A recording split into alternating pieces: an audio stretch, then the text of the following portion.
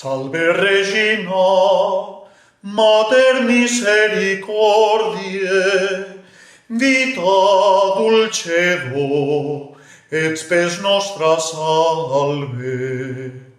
A te clamamus, et sules filii Eve, a te suspiramus, gementes et flentes, in ac lacrimarum vale. Ella ergo, advocata nostra, illos tuos, misericordes oculos, ad nos converte. Et Iesum, benedictum fructum ventris tui, nobis, post hoc exilium ostende. O clemens, o pia,